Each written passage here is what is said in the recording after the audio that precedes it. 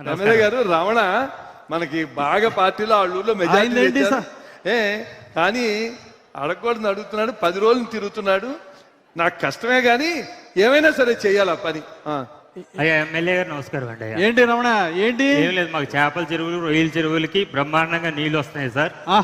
చంద్రబాబు నాయుడు గారి దయ వల్ల ₹1 కరెంట్ ఇస్తున్నారు సార్. నాకు 50 ఎకరాల పొలం ఉంది, అన్ని కూడా.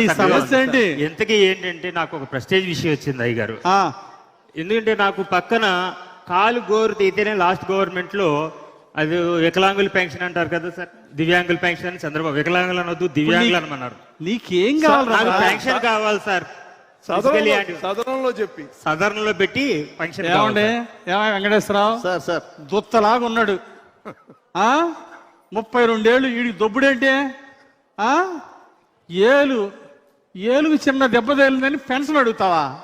అయ్యా ఎమ్మెల్యే గారు చంద్రబాబు నాయుడు గారు చెప్పారు, అసలు ఏ సమస్య ఇచ్చినా చెప్పింది వినాలని మీరు మొరబెట్టుకుంటున్నాను. సమస్య ఆగు రమణ, అవతలోడు ఏదో గోరు తగిలితే ఆ ఎదగోడో పెన్షన్ తీసుకున్నాడు ఆ గవర్నమెంట్ లోని, నువ్వు అడగటం ఏమన్నా న్యాయంగా ఉందా?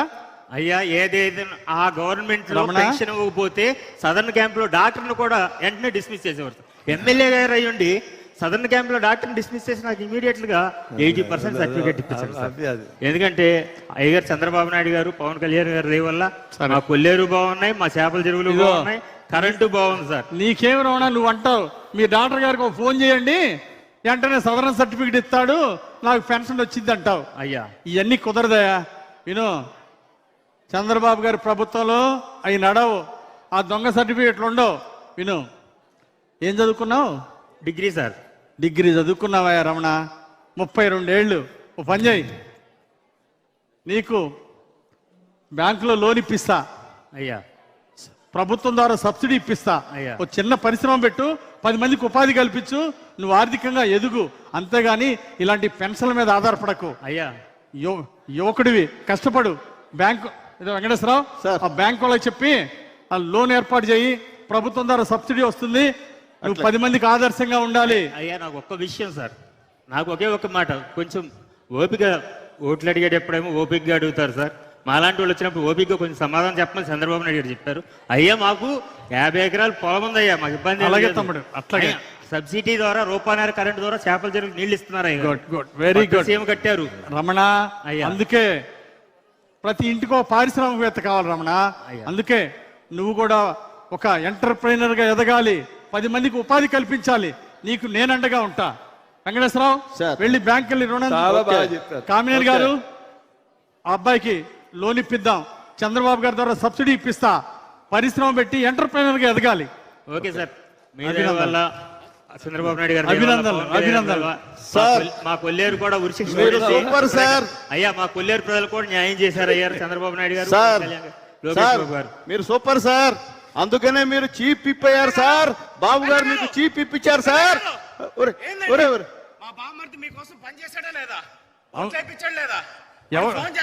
ఎవర్రా? శ్రీనివాసరావా? ఏంటి అర్జెంటు? మాట్లాడతా కదా. హలో హలో హలో హలో వినపడుతుందా? వినపడుతుందిరా, చెప్పురా. అన్నా శంకర్రావు అన్నా, నువ్వు మా ఊరు వచ్చినప్పుడు దండేశానే, గుర్తెట్టావా? అవును శంకర్రావు, చెప్పు తమ్ముడు చెప్పు. ఏంటి తమ్ముడు? వచ్చాడు మీ బామర్ది వచ్చాడు, పరిగెత్తుతా. అన్నా అన్నా నీ దయవలన పిల్లలకి తల్లికి వందనం అందరికి 4 పిల్లలకి వచ్చిందన్న. చాలా సంతోషం అన్నా. 4 విషయం చెప్పవు. మరి విశాఖపట్నానికి రమ్మని మా బామ్మరిది 2 టికెట్లు పంపించాడు విమానానికి. అబ్బా చాలా అదృష్టవంతుడు. ఇంకేమయ్యా మీ బామ్మర్ది హ్యాపీగా విమానంలో పోతాంటే ఇంతకు ఎక్కడికి పోతున్నాడు? అది కాదన్నా, ఏమైందంటే స్త్రీశక్తి అని చెప్పేసి బస్సు 2 ఆడవాళ్ళు మమ్మల్ని ఎక్కడ పెడితే అక్కడ ఆపేసేసి కొంచెం లేట్ అయిందన్న విమానం. సమస్య ఏంటబ్బా తమ్ముడు? అన్న సమస్య ఏంటి? సమస్య ఏంటంటేనన్నా మేము వెళ్తే విమానం వెళ్ళిపోతామని టెన్షన్ గా ఉందాను. విమానమా? అయితే తొందరగా వెళ్ళు, అందిద్ది. కాదన్నా, నువ్వు కాస్త వెళ్ళి మన విమానాల మంత్రి రామ్మోహన్ నాయుడు గారు ఉన్నారు కదా, రామ్మోహన్ నాయుడు, ఆయనకు ఫోన్ చేసి 10 నిమిషాలు 37 నిమిషాలు ఆఫీస్ అన్నా. ఏంటి రామ్మోహన్ నాయుడు మన మంత్రి, ఆయన ఫోన్ చేసి విమానం అరగంట ఆపాలా? మొన్నే కదన్నా మీ ఇద్దరు పక్క పక్కన ఫోటో దిగారు, అది పేపర్లో కూడా వచ్చింది, ఆ మాత్రం ఆపలేవన్నా. అరే ఇదేమన్నా ఆర్టీసీ బస్ అంటారా కాసేపు ఆపమంటానికి? ఫ్లైట్ అరగంట ఆపమంటాం ఏంట్రా? రామ్మోహన్ రెడ్డికి చెప్తే ఫ్లైట్ అరగంట ఆపుతారంటరా? ఇదే సాధ్యపడేది కాదురా. మా ఆవిడ మాట్లాడుతుండే నాన్న అసలే లేట్ అవుతుంది, పదండి. ఎమ్మెల్యే గారు గుర్తొచ్చావా? చెప్పమ్మా, చెప్పు. మా ఊరు వచ్చినప్పుడు గారెలు పెడితే వన్నపూసలాగా కరిగిపోతున్నాయి అన్నారే. అమ్మా పెట్టావమ్మా, గారెలు పెట్టావు, గుర్తుందమ్మా. ఏం లేదులేండి, గుర్తుపడతారని గారెలు పెట్టి తెప్పాను అనుకోబాకుండా. గుర్తున్నావమ్మా, గారె పెట్టావు, బాగుందమ్మా. అమ్మ ముందు ఫ్లైట్ అందిద్దమ్మా, ఇల్లు తొందర ఫ్లైట్ మిస్ అవుతుంది, తొందర వెళ్ళమ్మా. గొలుసులు ఆగితే ఆగిపోద్దంటగా విమానం. ఏంటి గొలుసులు ఆగితే ఆగిపోద్దంటగా? అమ్మా గొలుసులు ఆగితే ఆగేది విమానం కాదమ్మా, ట్రైన్ అమ్మా తల్లి. ఫ్లైట్ లో గొలుసులు ఉండవు లాగటానికి. రైలు కొన్నప్పుడు విమానానికి ఉండకూడదా అన్న? అమ్మా నువ్వు తొందరగా వెళ్ళమ్మా, ఇది గొలుసు లాగటానికి గొలుసు ఉండదు ఫ్లైట్ లో. తొందరగా వెళ్ళు దేవుడా, ఇలా తొందర ఫ్లైట్ అందేట్టు చూడు స్వామి. ఇదో వెంకటేశ్వరరావు, తొందరగా ప్రోగ్రామ్కి వెళ్ళాలి, వెళ్దాం పద. పాప వాడికి ఎట్లా ఆ ఫ్లైట్ తొందరగా వెళ్ళమను. పోదాం సార్. సార్ ఇంకో వస్తున్నాడు సార్. చంద్రబాబు అన్న. ఆగవయా, ఎక్కడికి వెళ్తున్నావు? ఆగండి. అరే ఎలా కలుస్తావు? వాళ్ళు వెళ్ళకూడదండి, ఎమ్మెల్యే గారు చెప్పి పర్మిషన్ తీసుకోవాలి. వెట్టాపుతావా ఎమ్మెల్యే గారిని కలిసేదానికి? అరే చెప్తున్నా, చాలా పనిలో ఉన్నారు ఆయన. చాలు కానీ సుబ్బయ్య రా. ఏంటా సుబ్బయ్యని ఆపుతారు? రా సుబ్బయ్య. ఏంటన్నా? అన్నా ఏమయ్యా వెంకటేశ్వరరావు, బుద్ధి ఉందంటే సుబ్బయ్య అన్న వస్తే ఆపుతారా? బుద్ధుందా? 40 సంవత్సరాలు పార్టీ కోసం అంకిత భావంతో కష్టపడ్డాడు. 3 సార్లు సర్పంచ్ గెలిచాడు, 10 ఎకరాల ఆస్తి అమ్ముకున్నాడు. ఇలాంటి వాళ్ళని మన చంద్రన్న ఏం చెప్పాడు? గుండెలో పెట్టి చూసుకోమన్నాడు. బుద్ధుందా? అలా ఆపచ్చా? సార్ అన్నా చెప్పు. అన్నా, దేవుడు ప్రసాదం, నా బిడ్డ ప్రాణం కాపాడారు. ఇంతకీ బిడ్డకి ఆరోగ్యం ఎట్లా ఉంది? చంద్రబాబు నాయుడు గారి పుణ్యమైన ఆరోగ్యం బాగుంది, బయటకు వచ్చాడు. మొన్న లెటర్ ఇచ్చాను, హాస్పిటల్ బాగా చూసారా? ఇచ్చిన ఎల్ఓసి వల్ల ₹1 జేబులోంచి ఖర్చు పెట్టకుండా నా బిడ్డ ప్రాణం కాపాడుకున్నా.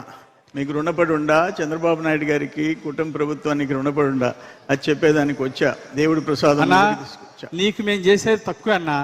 నువ్వు కష్టపడ్డా, దుర్మార్గ పాలనలో 16 కేసులు, తప్పుడు కేసులు పెట్టారు నీ మీద, జైల్లో పెట్టారు. అయినా నువ్వు ధైర్యంగా నిలబడ్డావు. మొన్న ఎలక్షన్లో 50 లక్షలు ఇస్తానని నీకు ఆశ చూపించినా నా కాలి గోడుతో సమానం.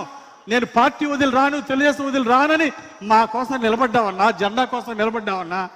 మీకోసం చంద్రన్న, ఇది నా గొప్పతనం కాదన్నా, చంద్రబాబు గారు ఇచ్చిన ఎల్ఓసి లెటరు నీ బిడ్డను బతికిచ్చిందన్నా. నాకు అదే సంతోషం అన్నా. అదొక్కటే కాదు, లోకేష్ బాబు గారి వల్ల, ఆ డిఎస్సి వల్ల నా బిడ్డకి ఉద్యోగం వచ్చింది.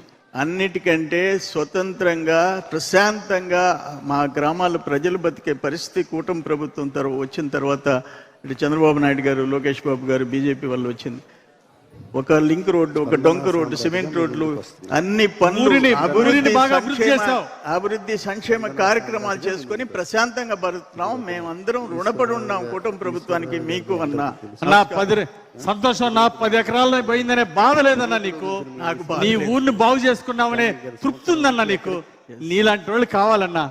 ఇలాంటి వాళ్ళేనయ్యా చంద్రబాబు గారు గుండెల్లో పెట్టి చూసుకోమన్నారు. చెప్పు. గన్మ్యాన్ కొత్తోడు సార్. గవర్నమెంట్ కొత్తడా? ఇంకోసారి ఇలా జరగకూడదని చెప్పు. అట్లాగే సార్, పర్వాలేదన్నా. అన్న చంద్రబాబు గారు ఊడుకోడు. అట్లాగే సార్, కొత్తోడు ఉన్నటువంటి పర్వాలేదన్నా. ఓకేనా, ఏమనుకోకన్నా. ఏం లేదు. నమస్తే. నమస్కారం.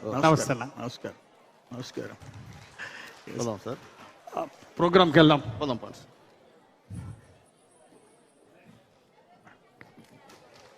ఇక్కడ ఆన్ చేయాలి.